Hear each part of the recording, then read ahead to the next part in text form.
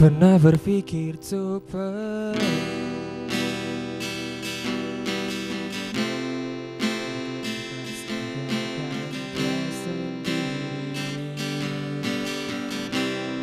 sumpah ingin sudahi sampai di sini.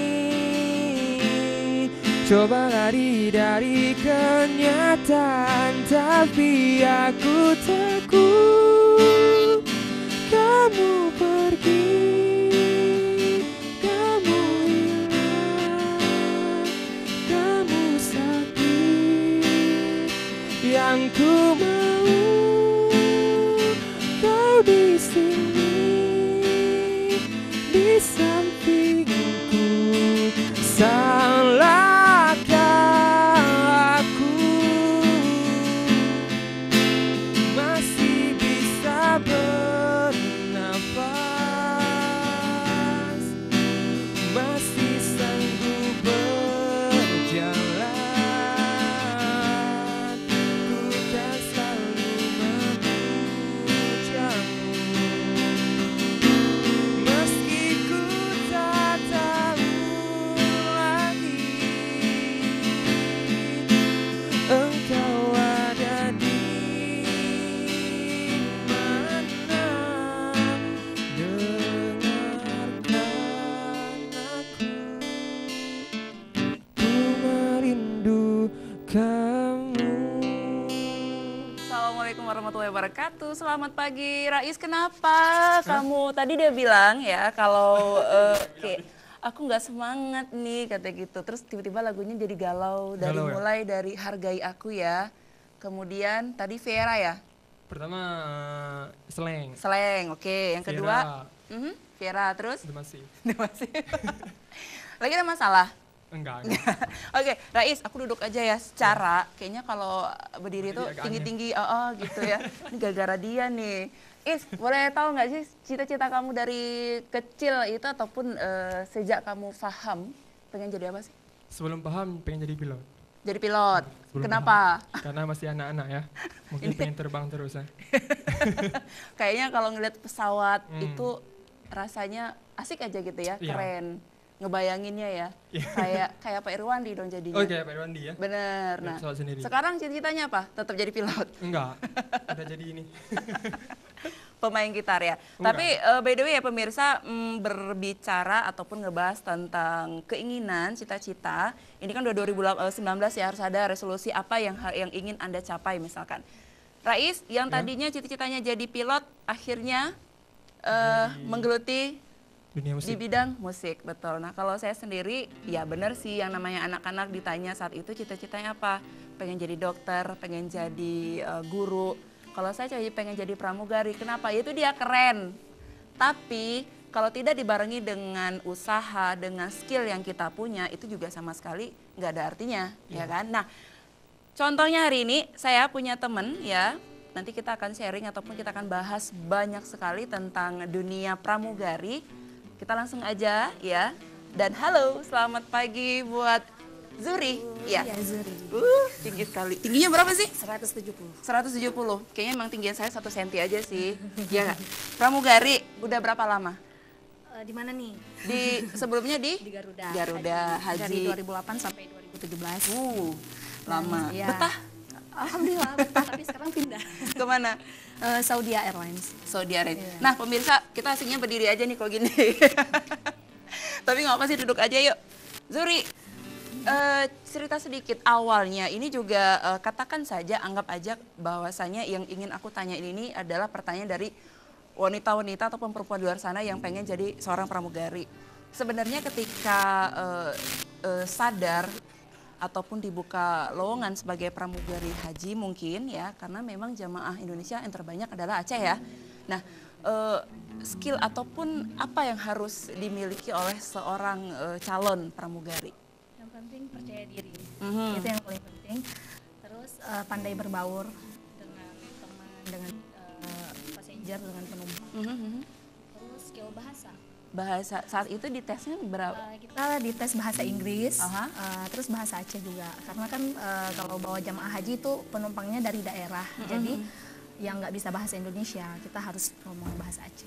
Oh gitu. Iya. Kalau boleh tahu tahapan seleksi di awalnya sampai akhir selesai? Dari awal. Awalnya itu ada screening test seperti tes dokumen segala macam, berat badan, tinggi badan.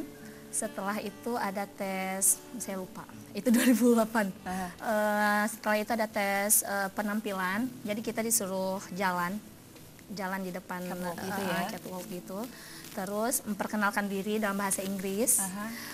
Kemudian tes bahasa Inggris, psikotes, terus tes kesehatan. Udah, Nah, jadi ada satu tahapan di mana ini juga pengalaman ya. Saya gagal. Ini agak. Pernah ya. Pramugara juga di lain. Lewat enggak kelewatan. Ya, ini ada semacam mengambil barang yang ada di lantai. Nah, itu memang mereka menilai dari cara kita mengambilnya atau bagaimana? Iya, mereka menilai dari pose cara kita mengambil. oke. Jadi itu beda kalau kita ngambilnya kayak Boleh ya, kayak kita gini. tes ya? Iya. Ayo. Saya tes nih pura-puranya nih ya. Di depan sini boleh ya? Boleh. Ini contoh. Nah, jadi Handphone. misalnya orang biasa nih, Iya, orang iya, biasa, iya. orang biasa pasti ngambilnya kayak gini. Oke. Jadi kayaknya kesannya enggak Nggak eksklusif sopan. gitu, enggak sopan. Nah, kalau misalnya pramugari ngambilnya gini, squat. Oh, oke. Jadi ini bukan cuman secara tata krama aja, tapi juga berfungsi untuk tulang belakang. Oke, baiklah. Jadi kaki harus disilang. Enggak harus disana. Jadi kakinya harus seperti ini, tapi tulang belakangnya harus tegak. Jadi seperti ini. Gitu. Baik. Jadi berpengaruh untuk tulang belakang sebenarnya. Oke, paham ya ternyata ya. Nah, jadi kemungkinan ada teman-teman di luar sana yang adik-adik yang ingin mencoba untuk menjadi pramugari bisa tadi ya, udah bisa ada bocorannya nih jadinya. Kita lihat dulu ya foto. Silakan ya, kita akan melihat.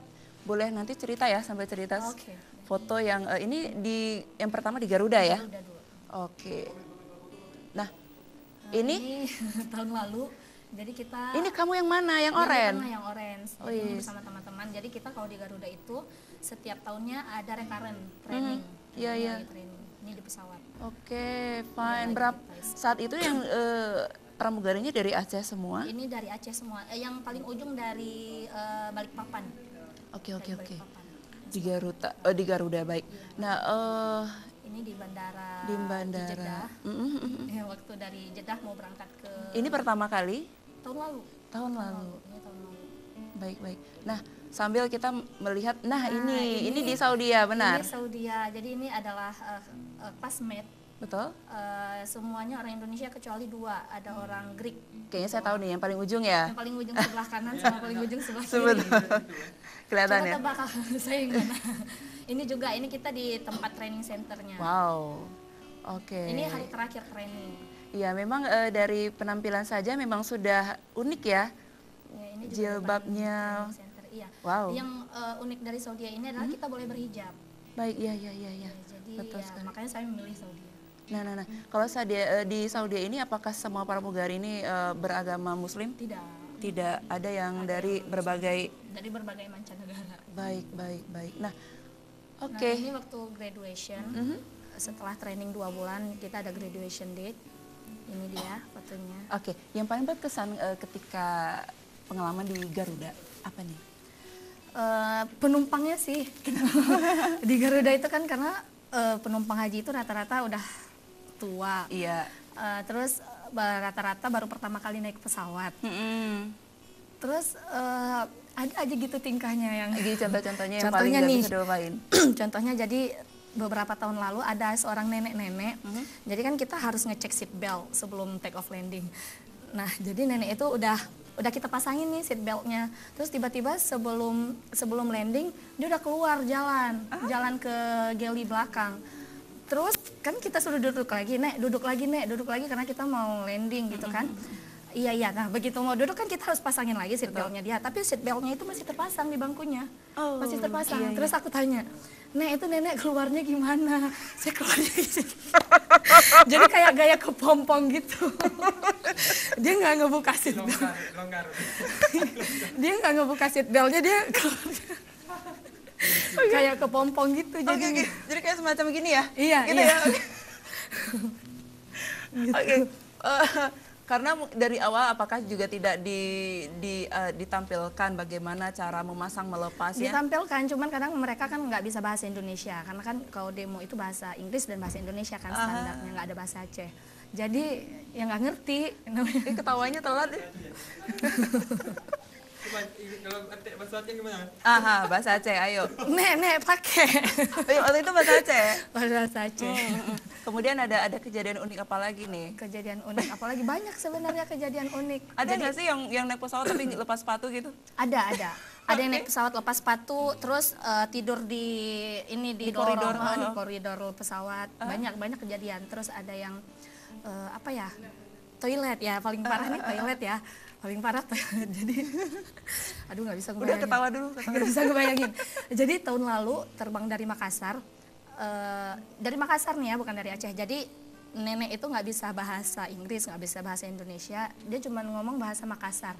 Sedangkan saya kan orang Aceh, nggak bisa bahasa Makassar.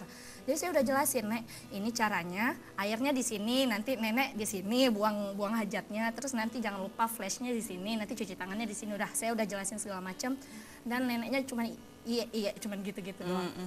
Terus pas udah selesai, pas saya cek lagi, ya ampun itu pupnya dia itu udah di dinding semuanya, udah di dalam wastafel. Terus pokoknya udah di baju-bajunya itu, jadi neneknya udah tua banget, sekitar umurnya 70-80-an gitu. Jadi itu udah toilet itu udah kena pupnya semua. Jadi kan saya sampai udah speechless gitu, udah nggak tahu mau ngomong apa, karena saya kira dia ngerti waktu saya jelasin, tapi ternyata begitu. Akhirnya untungnya Perser, ketua penerbangan waktu itu, beliau berbaik hati untuk membersihkan semuanya kotoran-kotoran. Oh, bukan kalian? Bukan, karena saya udah mual duluan. Ngelihat itu udah se-toilet semua. Benar sekali, ini kayaknya memang toilet pesawatnya terlalu canggih sih sebenarnya sih. Coba difungsikan semacam toilet jongkok gitu.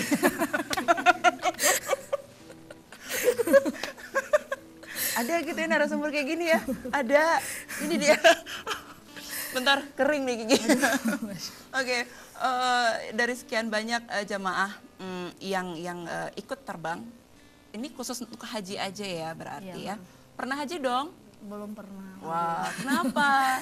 Karena belum ada kesempatan. Karena kan haji itu waktunya ditentukan gitu, kayak wukuf tanggal 11, 12, 13 Zulhijjah, sedangkan kita tanggal segitu tuh udah balik kampung. Oh, gitu. Untuk kembali bertugas setelah itu gitu. Jadi harus istirahat. Oh, jadi untuk menjadi pramugari haji ini bukan sebuah hal yang mudah juga dan menyenangkan juga, karena ngebayanginnya ini kan ekspektasinya wow, bisa naik haji nih, 7 tahun, 10 tahun jadi pramugari bisa 10 kali naik haji. Ternyata enggak ya, memang yang namanya langkah rezeki itu juga kita nggak bisa pungkiri juga ya.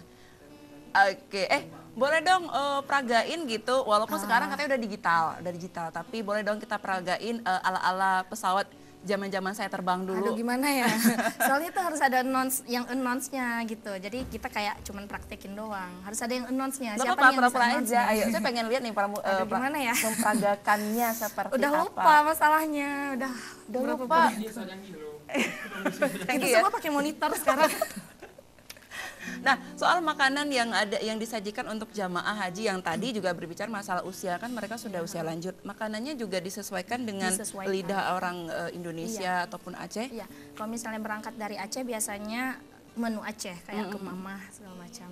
Kalau misalnya berangkat dari daerah luar juga menu daerah tersebut. Oke, boleh tahu nggak kriteria berat badan dan juga tinggi badan untuk calon pramugari? Iya, kalau untuk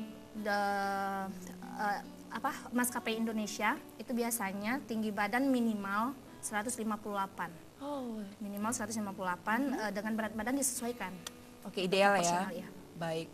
Berarti saya bisa sih sebenarnya. Bisa sebenarnya, cuma usianya saat itu masih muda ya. Sekarang nggak usah ditanya. Usianya ada batasannya. Ada ya, 23 ya? 18 minimum sampai 25. Sampai 25, baik. Nah, sistem kontraknya ini berapa tahun sekali? Kalau di Garuda itu 3 bulan dalam 1 tahun, jadi khusus haji aja. Untuk khusus haji aja. Nah, kita sekarang ke Saudi Airlines ya. Ini komunikasi dengan teman-teman pramugari bahasa Inggris. Bahasa Inggris, teman-teman. Boleh dong tes dong. Apa nih? Nggak bisa. Tuh, kok gini sih? Katanya nggak bisa Nggak semua. bisa, Sebenarnya bahasa nggak Aceh bisa. bisanya. Ya udah Arab Arab aja lah. maklum gitu ya. Nah, ini saya tantang nih bahasa Inggris, katanya nggak bisa, udah aman lah pokoknya. Percaya gitu pramugari nggak bisa bahasa Inggris? Nggak percaya ya. Gua aja bukan pramugari bisa. Nah, coba dong bahasa Arab yang Bahasa Arab. setahu yang Kefal. ya jangan itu dong, yang lain dong. Itu gua juga tahu kali. Ya udah jawab kan bisa. Coba jawab. Habis itu kita ngobrol bahasa Arab.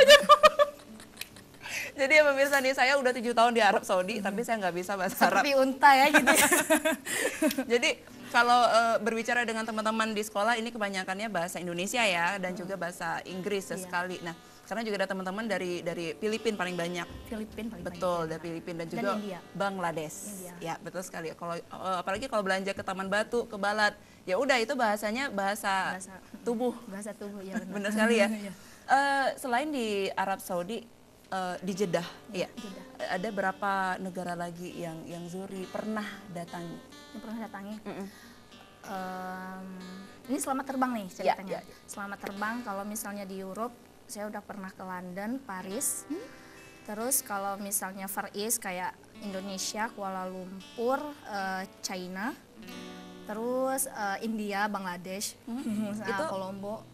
dalam rangka Terbang. pekerjaan. Iya, pekerjaan. Tapi kan juga bisa sekalian holiday gitu ya. Bisa, tapi ada batas waktunya. Kalau misalnya kerja itu paling nginapnya cuma 26 jam. 26, jadi semacam kayak transit ya. Iya. Semacam transit begitu. Nanti kita cerita lagi ya pemirsa, jangan kemana-mana, tetap di Aceh Jino ya.